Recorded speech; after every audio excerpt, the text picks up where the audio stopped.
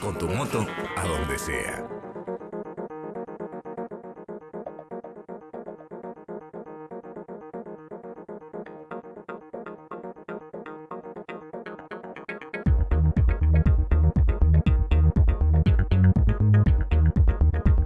¿Qué tal, amigos? Un gusto después de 7 días por este reencuentro con una temática que, bueno, como ustedes ya saben, seguridad vial en sus pantallas, con un contenido, todos los programas algo diferente, ¿sí? Pero fundamentalmente en este tenemos la presencia de una importantísima figura que viene del exterior, que ya en su momento entraremos en detalle. Señora Leticia, un gusto. ¿Cómo está Jorge? ¿Cómo están todos del otro lado? ¿Y sabes lo que está bueno? Me gusta porque más allá de esta instancia de seguridad vial, nosotros estamos permanentemente hablando, ya sea por mail, por teléfono, incluso antes de empezar a grabar, vamos discutiendo los distintos temas y cuántos temas que van surgiendo, ¿no? Todas las semanas hay una novedad, hay algo nuevo para contar.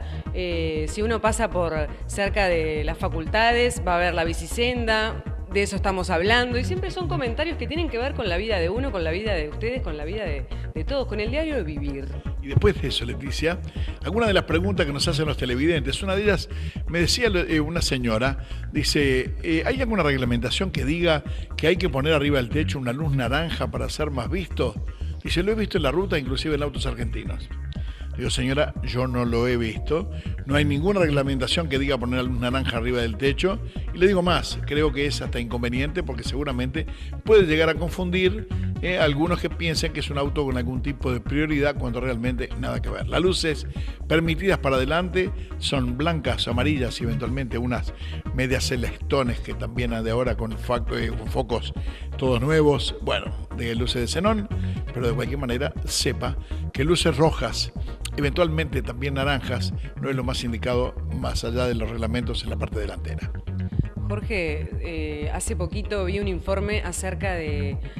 Se está implementando un lugarcito para las bicicletas arriba de los ómnibus, arriba de los colectivos. Y esto es concretamente en Brasil, en Florianópolis. Y me parece una idea que ya es de ultra avanzada, ¿no? Vamos poquito a poquito, no solo instalando las bicis en la vía pública, sino también ahora un medio lleva a otro medio. ¿Qué tal? Me parece bárbaro, con las bicicletas en cualquier momento subirán las motos y en algún momento usted, si tiene su perro, llévelo, póngale bozal por la duda, definitivamente vamos progresando, pero a su vez vamos entreverando la cosa que vaya a saber hasta dónde llegamos. ¿Vamos con el programa? Nos vamos con el programa entonces. Adelante, Ledesma.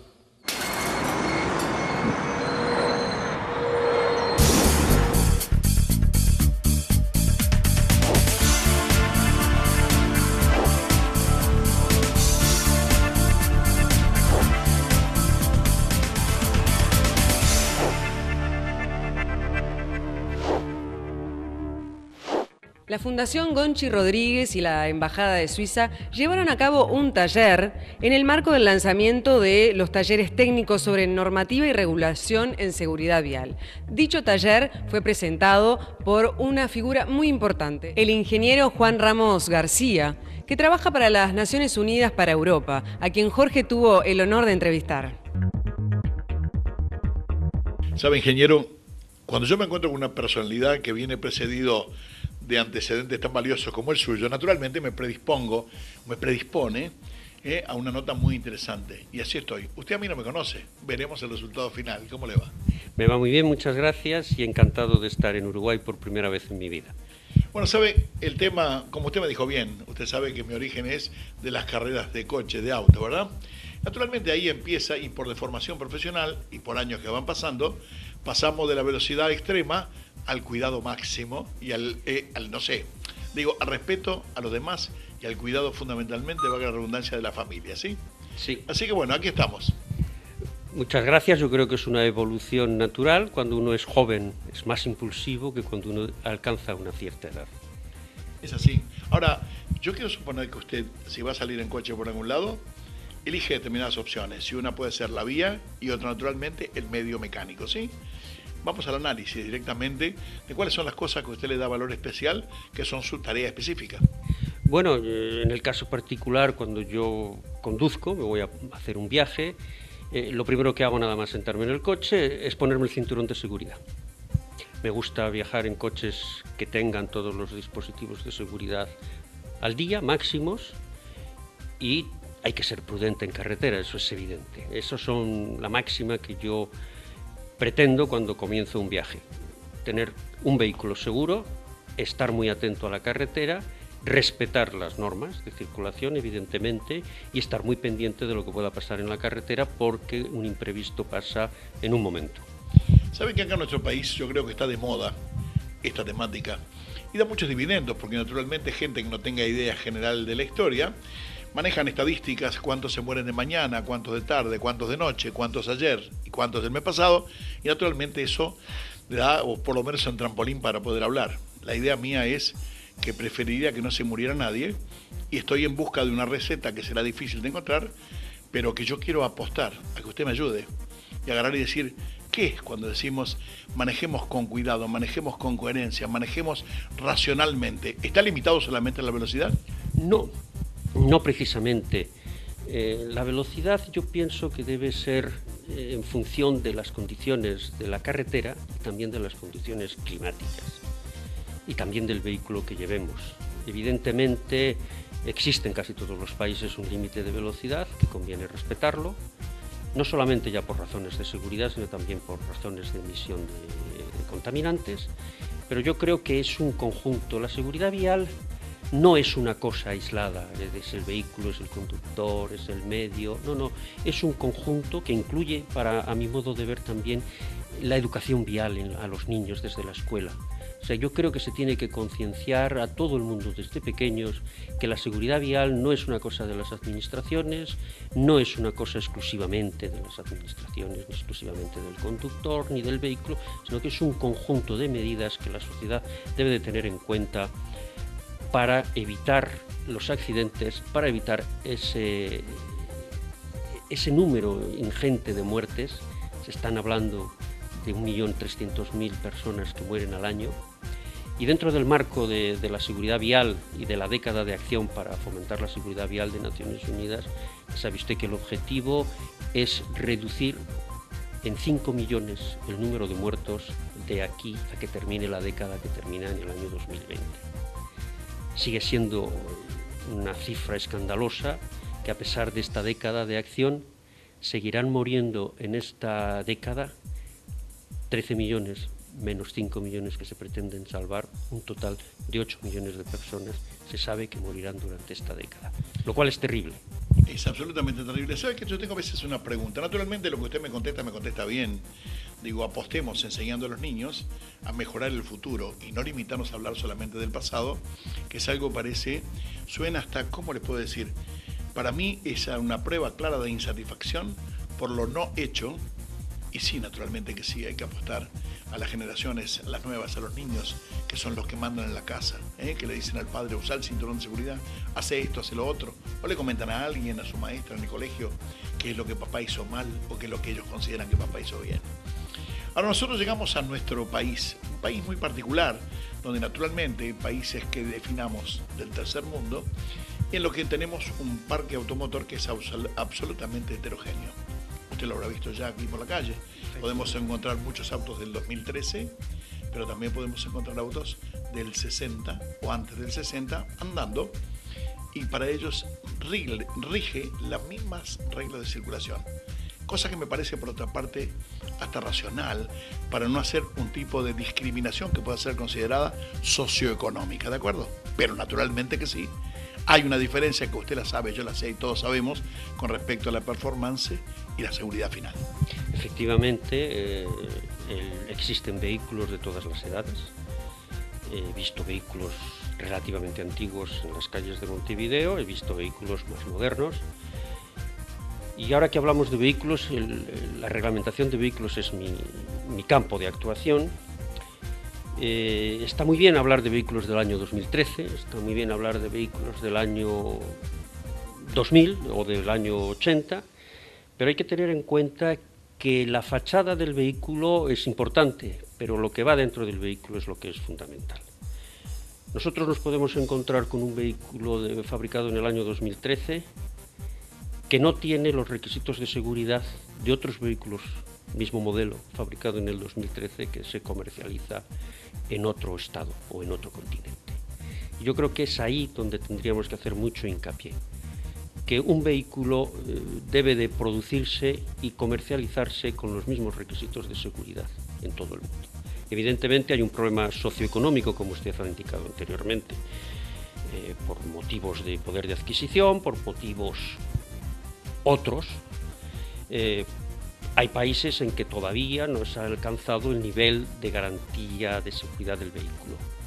Pero bueno, en eso es lo que tenemos todos que colaborar, y de hecho la década de acción de Naciones Unidas para la seguridad vial trata de fomentar la utilización de los reglamentos que desarrollamos en Naciones Unidas en Ginebra para que los vehículos estén equipados con un mínimo de seguridad en cualquier región del mundo. Lo que pasa es que naturalmente lo que usted me dice es perfecto, es lo de hoy día. Los vehículos vienen más equipados, los valores son distintos, los precios son distintos. Por eso, después de este pequeño corte, vamos a hablar directamente de los vehículos y de lo que yo entiendo, y espero que usted me conteste, a ver de qué manera podemos involucrar a la gente para que se tome una decisión, llamémosle hasta impositiva o de respaldo o de algún tipo de financiación, para mejorar aquellos vehículos que del exterior vienen con un precio muy elevado, para que lo pueda consumir el común denominador de los usuarios y mejorar de esa manera y presentarle una franca lucha al tema de los accidentes y mejorar la seguridad vial. Después de unos consejos, usted me contesta. Muy bien. Pero seguimos, ingeniero, y como yo le decía, el tema fundamental, yo creo que sabe que en el Uruguay, me refiero a todos, me incluyo, no tenemos una toma de conciencia cabal, realmente cabal, de cuál es la mejor manera de poder luchar para combatir los accidentes. Y a veces, más allá de la intención, más allá de la promoción, naturalmente yo creo que apostar a la evolución tecnológica y apostar a ese control de estabilidad, a ese control de tracción, a ese control general, al freno autónomo, a cuántas cosas de última generación que están apostando, que naturalmente tienen un costo, como decía antes, elevado. Yo creo que sería un buen negocio de todos invertir en una financiación, no digo uruguaya, sino mundial, para que eso tenga acceso de la mejor manera y más rápida posible. Usted plantea un tema que es muy importante y que a mí me sorprende. Yo he comparado precios de vehículos similares en Europa y en Latinoamérica, y me he dado cuenta que el vehículo europeo, que por ley está obligado a llevar toda una serie de dispositivos de seguridad, se vende al consumidor europeo a mejor precio que al consumidor de Latinoamérica. No quiero mencionar ningún país específico. Eso me sorprende. ¿Cómo es posible que un vehículo menos equipado sea más caro que un vehículo completamente equipado. Y ya no comparo el poder adquisitivo de un ciudadano, digamos, de la Unión Europea o de un ciudadano de América del Sur o de América Central. Es una de las razones que no entiendo por qué. Hay razones impositivas, supongo yo que la diferencia fundamental es porque cada país tiene algún tipo de reglamentación y creerán, digamos, quienes manejan la economía, que es la manera más adecuada de traer los vehículos. Lo que yo estaba pensando es si usted me está diciendo que autos mejor equipados valen en un mismo mercado menos por una razón de disposición gubernamental que aquellos que no lo están. Bueno, el factor impositivo es uno, evidentemente. Habría que preguntarse también si no solamente existe el factor impositivo, sino los costos de producción. En fin, todo el conglomerado económico que hace cuál es el precio final por el que el consumidor paga por un producto. Evidentemente usted me dice que qué medidas se podría hacer para financiar el que todos los vehículos equipados con todos los aspectos de seguridad lleguen a todos los ciudadanos a un precio mejor. Hay varios procedimientos.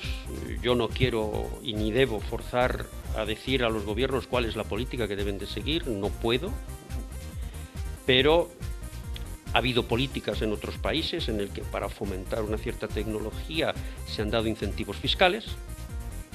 Otros son que los fabricantes ajustan los precios. Ahora, discúlpeme, porque yo lo interrumpo, pero digo, usted trabaja para las Naciones Unidas, o sea, yo no le estoy pidiendo, naturalmente, que usted se vaya a inmiscuir en los problemas internos de un país determinado, en este caso Uruguay, pero sí, si usted trabaja para las Naciones Unidas, naturalmente, su voz, su profesionalismo es para dar consejos en el mundo entero. Bueno, evidentemente nosotros aconsejamos, nosotros contestamos a todas las dudas que pueden tener los gobiernos de todos los países del mundo, aquellos que están interesados en conocer nuestro sistema reglamentario, cómo se desarrolla el reglamento, qué es lo que cubrimos, cómo se puede acceder a los acuerdos de Naciones Unidas, pero nosotros lo que intentamos es dar siempre toda la información necesaria a estos países para que sean ellos los que tomen la decisión. Naciones Unidas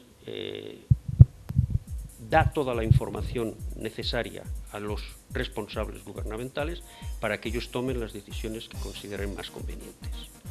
Nosotros no podemos ni debemos decir a los gobiernos lo que tienen que hacer.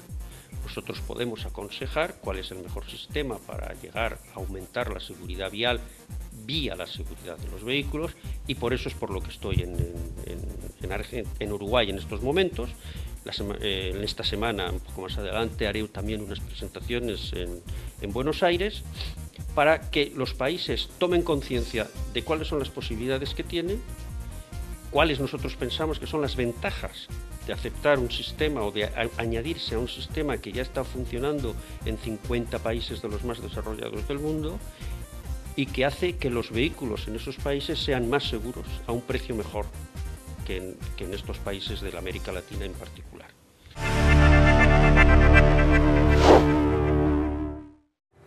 ¿Él es el de la moto con más kilómetros? No, ahora soy yo.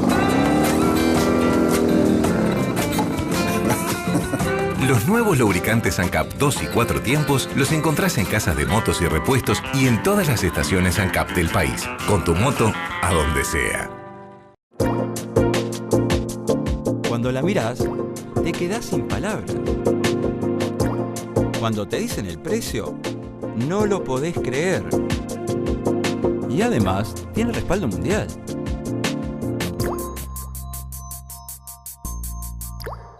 Honda, el poder de los sueños.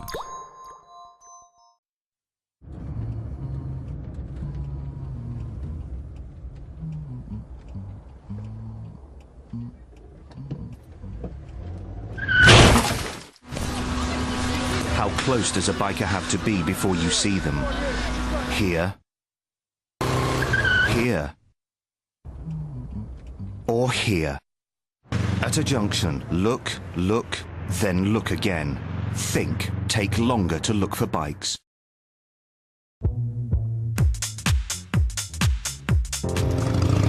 El 66% de los fallecidos en accidentes de tránsito en ciudades iban en moto. Muchos de ellos eran jóvenes, jóvenes de todo el país y de todas las clases sociales. Jóvenes que cargaban combustible en las estaciones ANCAP, en las Petrobras o en las ESO. Por eso nos unimos. Para decirte en algo. lo que estamos todos de acuerdo. Sin casco no vas a ningún lado. Usalo siempre. Bien abrochado. Y tu acompañante también. Casco. Causa común.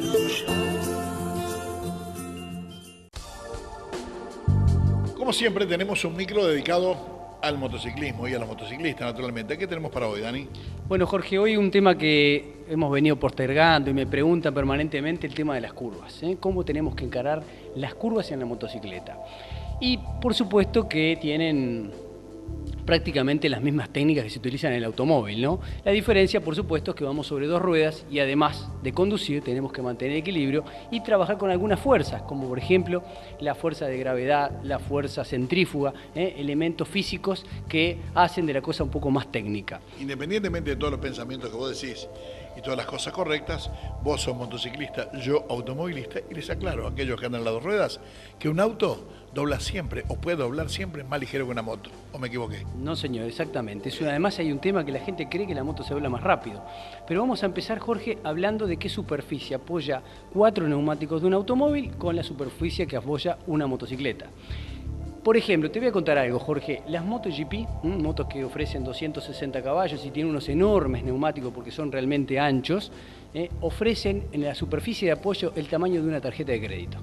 Simplemente el tamaño de una tarjeta de crédito, para que ustedes vean lo complicado y lo difícil que es doblar con una motocicleta, a diferencia de un automóvil que tiene, como decíamos, 4 neumáticos, un área de apoyo mucho mayor que el de una motocicleta, además de, por supuesto, una inclinación que lleva la moto muy importante para poder girar.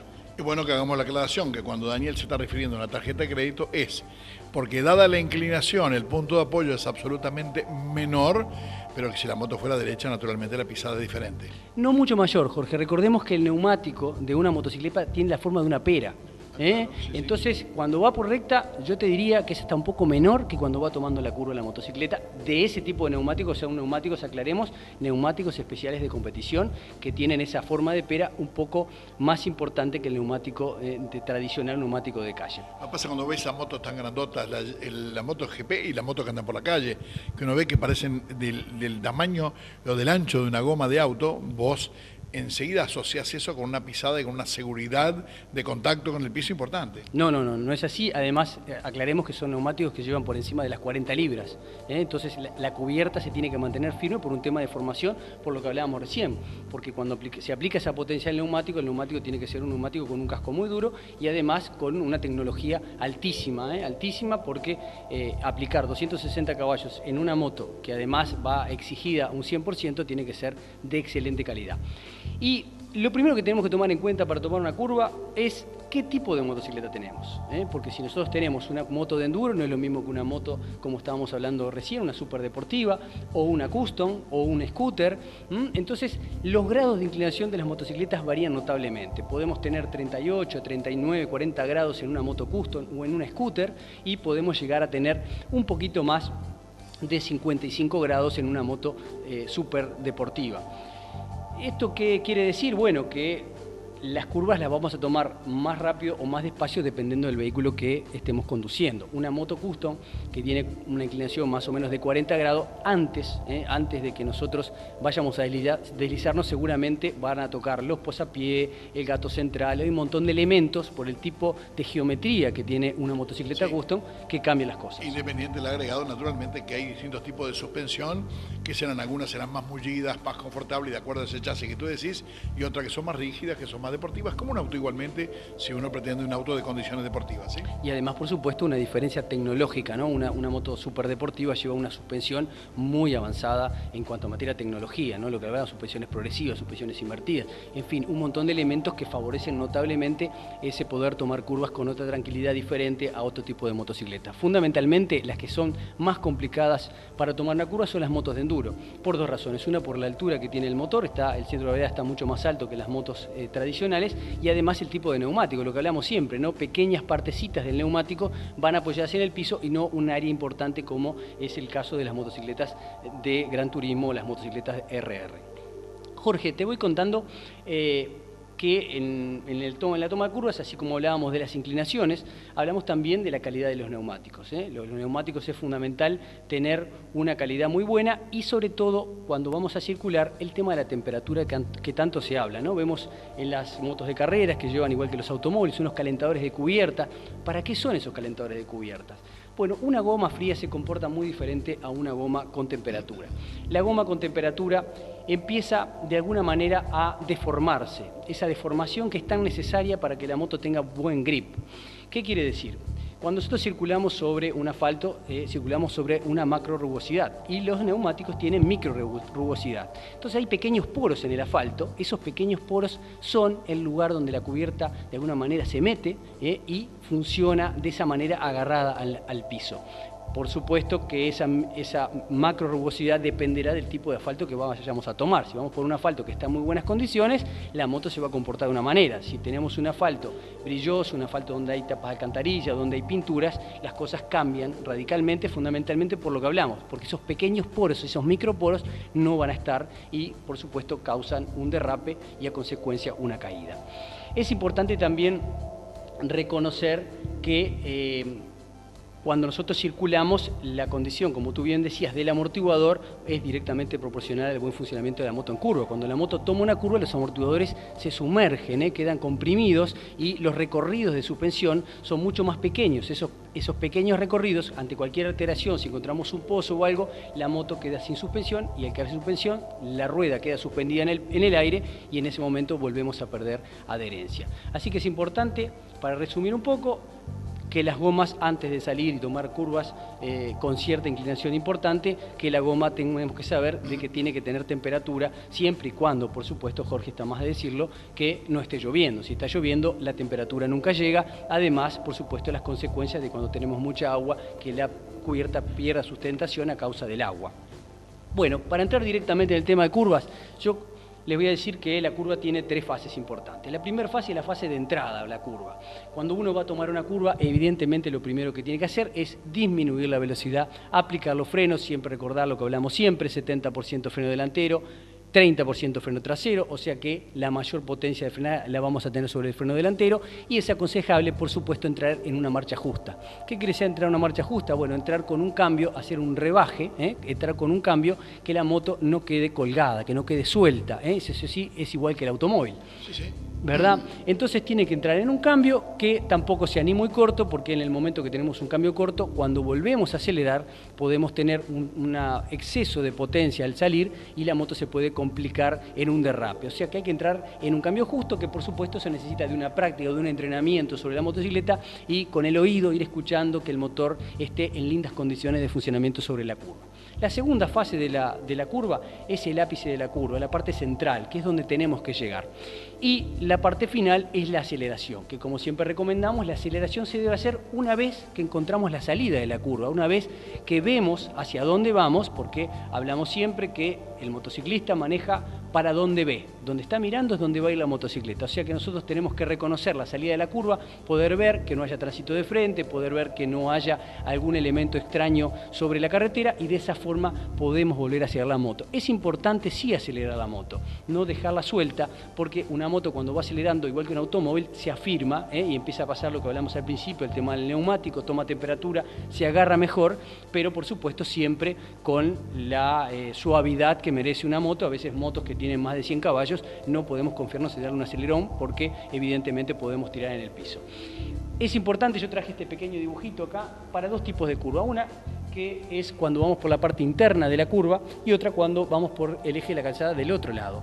Entonces, tenemos que aclarar que, por supuesto, acá como indica este pequeño dibujito, estamos viendo una trazada ideal. Una trazada ideal que yo siempre digo, no se puede pensar que porque sea una trazada ideal tenemos que usar los límites de la trazada. Los límites de la trazada en un circuito son diferentes a los límites que se pueden utilizar cuando andamos en una carretera. Evidentemente, en una salida de pista en un circuito, las consecuencias son otras. Pero, perdón, independientemente, y respondiendo al dibujo, está buscando el punto de contacto haciendo radio de curva ideal, entre comillas, dentro del respeto a la ordenanza y a los carriles, o sea, no como sería la pista, como tú decías. Exactamente, Jorge, a eso quería llegar.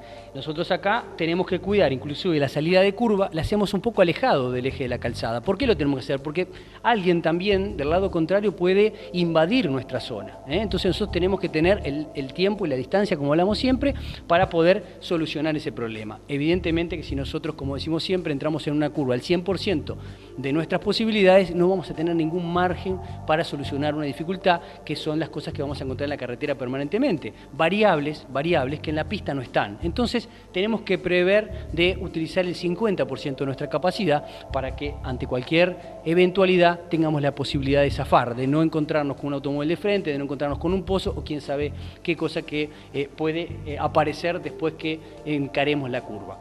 Por otro lado, la parte más riesgosa es cuando tomamos la curva, en este caso, por ejemplo, a izquierda, que el eje de la calzada es muy fácil de invadirlo. Incluso mucha gente sale a la carretera y son de repente carreteras tranquilas, que hay poco tráfico, y se acostumbra a invadir la zona, y me parece que eso es un ejercicio que no se debe hacer, que uno tiene que permanentemente entrenarse como si hubiera mucho tráfico, porque, como decíamos recién, hay que estar preparado para una situación de emergencia.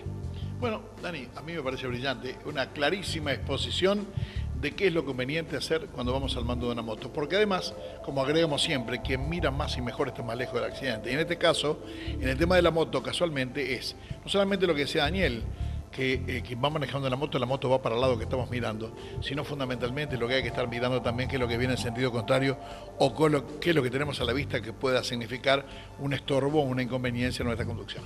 Sí, Jorge, no hay ninguna duda que lo más importante es reconocer que no estamos solos, que tenemos mucho tránsito, y generalmente el tránsito que viene tiene mayor volumen, mayor peso, y las consecuencias son terribles.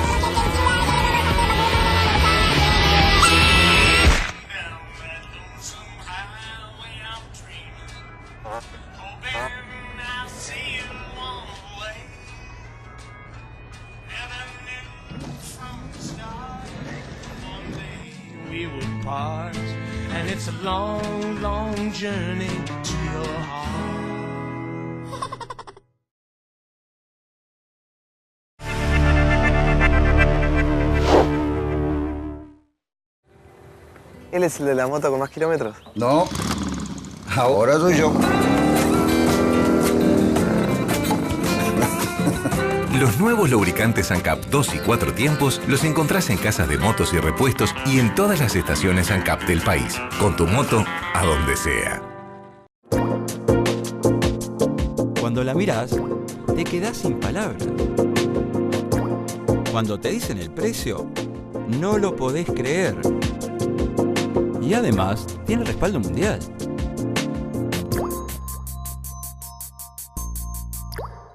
Honda, el poder de los sueños. Una entrevista muy jugosa, que sin duda no se da todos los días. Una personalidad que bien sabe de seguridad vial, de transporte, de mediaciones, de innovación. Jorge Alfaro tuvo la exclusiva entrevista con este ingeniero, Juan Ramos García. Seguimos viendo esta segunda parte.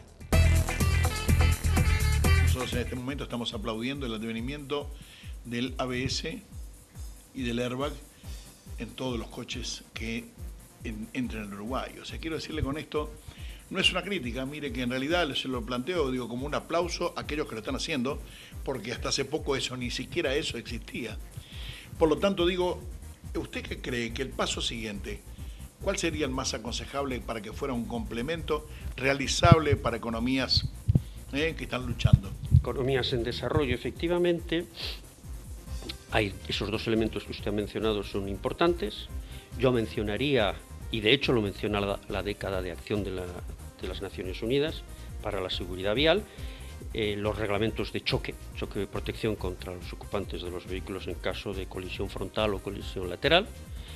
También menciona la década de la seguridad vial la protección de peatones. Tenemos un reglamento para la seguridad de peatones que hace que la parte frontal del vehículo sea diseñada para causar el mínimo daño posible en caso de atropello. Esos están mencionados en la década de acción de la seguridad vial. Hay una mención general a que todos los países apliquen los reglamentos desarrollados por el Foro Mundial que yo represento. También es importante el concienciar a la opinión pública mediante los programas NCAP, y dentro de la región en la que estamos, Latin NCAP, los resultados son conocidos. Se pasaron de unos resultados bastante pobres hace un par de años a unos resultados que van mejorando, lo que quiere decir que poco a poco la opinión pública se está informando de la seguridad de los vehículos y que poco a poco los propios fabricantes están poniendo en el mercado vehículos que tienen cada vez un mejor comportamiento en el caso de accidente. No olvidemos, usted ha mencionado algunos de los elementos que pueden ayudar, la seguridad activa. O sea, está muy bien que intentemos proteger al ocupante del vehículo o al peatón en caso de accidente, pero el ideal es que no llegue nunca a un accidente.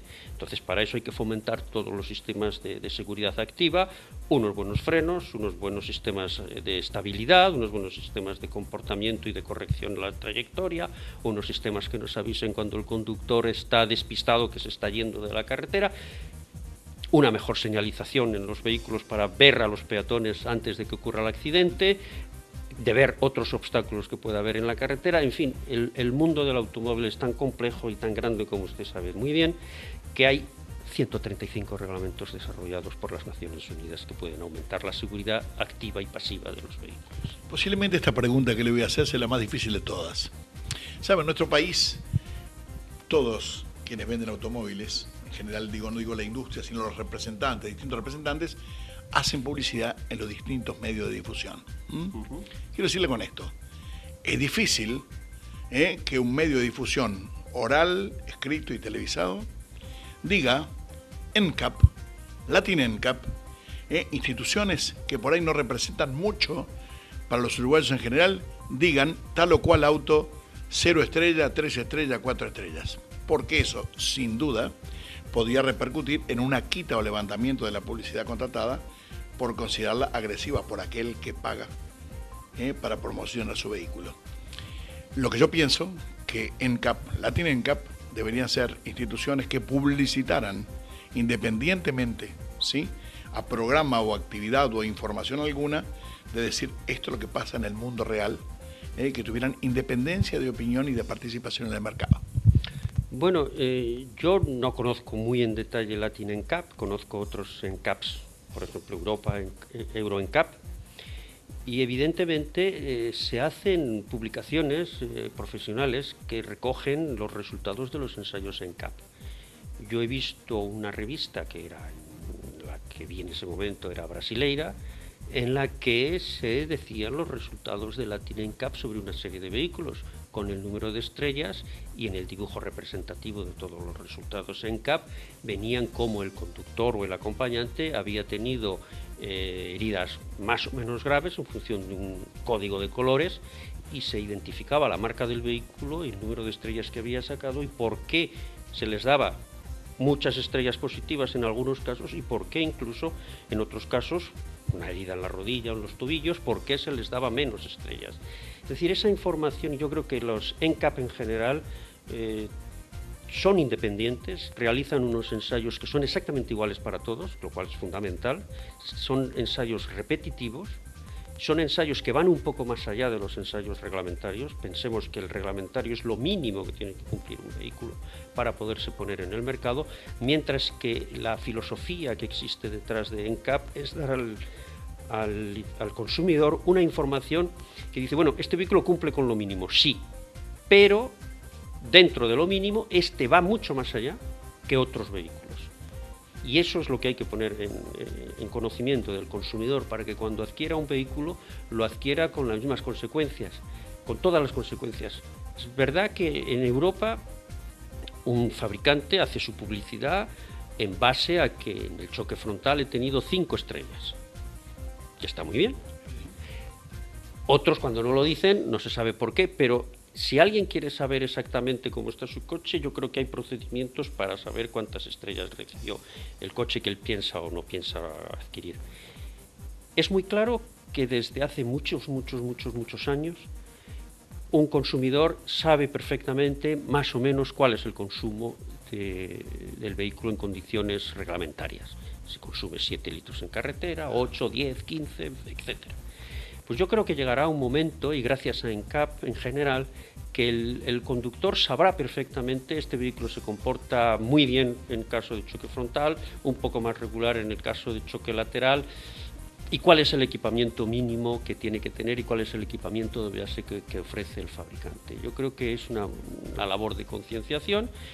Ustedes están pasando ahora por un momento que se pasó en Europa hace unos cuantos años, pero yo pienso que, como todo desarrollo, ustedes irán más rápidos que lo que fue Europa en su momento y que llegarán antes al mismo punto que los europeos. Sí, si Dios quiere realmente. ¿Sabe que a veces sería bueno aclarar? Perdone que le interrumpa yo esta vez. Sí. Si Dios quiere y los consumidores lo exigen. Para terminar la nota, para nosotros es un privilegio que usted, privilegio importante, que una figura como usted, acostumbrado a trabajar en el primer mundo, trabajar en las Naciones Unidas, NCAP, definitivamente para nosotros es por demás valioso. Pero hay quien lo trae, hay quien hace posible que nosotros estemos momentos charlando, y por eso quiero su mensaje final. Bueno, el mensaje mío es que todos los estados, para proteger a sus ciudadanos en caso del vehículo, en caso de utilizar vehículos, deben de seguir la recomendación de la década de acción para la seguridad vial de Naciones Unidas, fomentar la utilización de los reglamentos que desarrolla el Foro Mundial de Naciones Unidas y tener una especial atención a los programas NCAP, a los choques frontales laterales, al uso de cinturones de seguridad, a los niños, a protegerles adecuadamente con los reglamentos que regulan la fabricación de los sistemas de retención para niños, seguridad de peatones. Yo creo que dentro de los 7 actividades del pilar número 3 de la década de acción, que es vehículos más seguros, está el mensaje claro que Naciones Unidas quiere transmitir al mundo.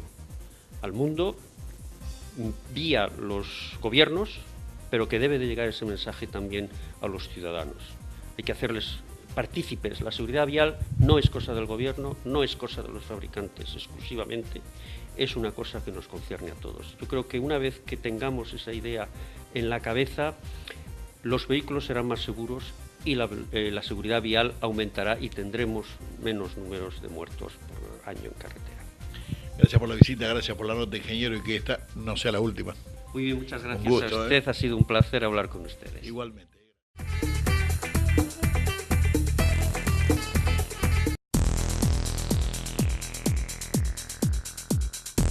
Me fui unos días nada más y cuando vuelvo me encuentro que había bicisenda. Una bicisenda que naturalmente uno aplaude y comparte porque es la creación de un lugar apropiado para que todos aquellos ciclistas vayan por un lugar seguro. Fundamentalmente, ¿saben para qué? No solamente para asegurarle la vida, sino para que los ciclistas pasen a ser respetados y aquellos que vayan a respetar el tránsito de una manera bastante particular. Un lugar especialmente marcado que nosotros tenemos en imágenes y que por ahí siempre a mí me causa algún tipo de duda, porque lo vi el espacio bastante reducido, pero suficiente para que circulen bicicletas incluso en 2 sentidos. Una línea amarilla del medio, lo que indica claramente que están marcando 2 sentidos de ida y de vuelta, más allá que la arteria por la que esté pautada sea flechada. Quiero decir con esto que a lo mejor podía llegar a generar algún tipo de confusión cuando alguien va por una calle, digamos, flechada hacia el norte y se encuentre con una bicicleta que, si bien viene por su senda perfectamente delimitada, venga en rumbo al sur y a lo mejor genere algún tipo de distracción o posiblemente algún tipo de confusión por lo menos. ¿Y qué hay de aquellos que utilizan la bicisenda para estacionar motos incluso autos. He visto fotos de camiones estacionados en una bicisenda. No sé qué parte de esta normativa, de esta buena noticia, todavía no entendimos. Si nosotros no respetamos lo que se nos está ofreciendo, es imposible que las cosas tengan un buen curso, ¿no? Y sigan avanzando de manera tal que nos beneficien a todos. Yo te diría que esta, como otras medidas y estos cambios, si no es acompañada por una fiscalización severa y ejemplarizante, la historia no va a andar.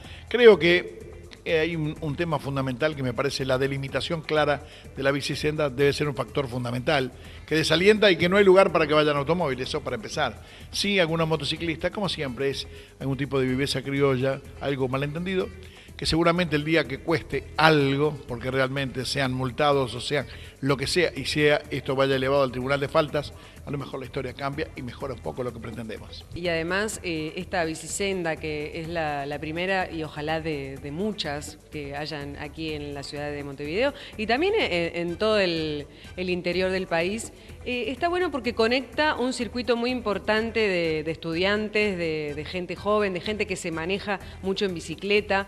Las universidades que junta son las de Ingeniería, Economía, Ciencias Sociales, Derecho, y me está faltando una. Arquitectura. Y Arquitectura.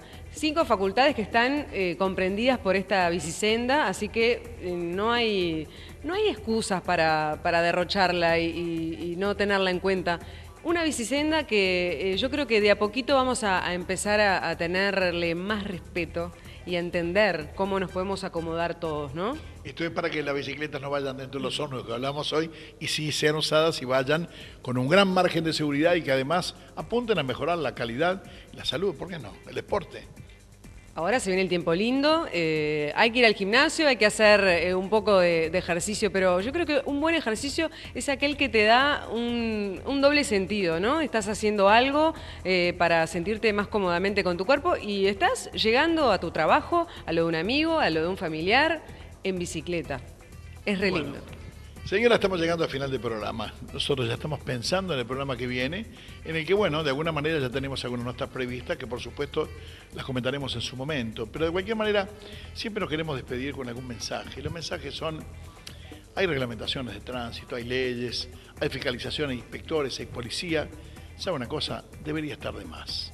Deberíamos tener tan claro el panorama y ser tan conscientes y tratar de seguir algún tipo de, no solamente sentido común, porque no es el más común de los sentidos. Usted no tiene por qué saber o tener el mismo punto de partida para un pensamiento que lo tengo yo, por ejemplo, que he tenido una vida ligada al auto y al automovilismo deportivo, ¿sí? Pero de alguna manera lo que tratamos es contagiarle y decirle de qué manera vamos seguros en un auto. Como decía Daniel, de qué manera vamos seguros en una moto. Entonces estas cosas son manejando con suma prudencia, eso creo que es un secreto fundamental. Pero además de eso es el mantenimiento del equilibrio.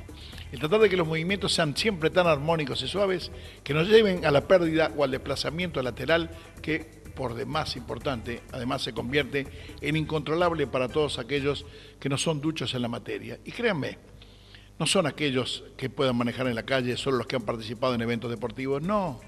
La conducción es para todos. El auto, la moto son elementos que sirven para ir a trabajar, para disfrutar, para compartir en familia. Pero para que esto pase, para que vayamos y que siempre volvamos y que podamos mantenerlos en familia y disfrutarlos, debemos tener siempre bien presente todos los elementos por los que nosotros hacemos especial hincapié y que tratamos de hacer un poquito de docencia, o por lo menos contagiarlo a usted para que comparta con nosotros lo que definimos presuntuosamente como una filosofía de vida. Por mi parte, los invito para que nos acompañe dentro de una semana, 7 días. Gracias, Leticia. Nos vemos, Jorge. Si Dios quiere. Muy bien. La verdad, no sé cuándo empezó, pero me llevó un tiempo darme cuenta de que necesitaba ayuda. Me gusta la velocidad y no puedo frenar. Entonces fui y me acerqué al grupo. Ahí me encontré con gente como yo, pero con diferentes problemas. A todos me costó asumirlo. Ese fue el paso más importante. Tenía que cambiar, podía cambiar. Y un día estuve listo para salir. Sentí que tenía el control. El volante de mi vida. Con tu moto a donde sea.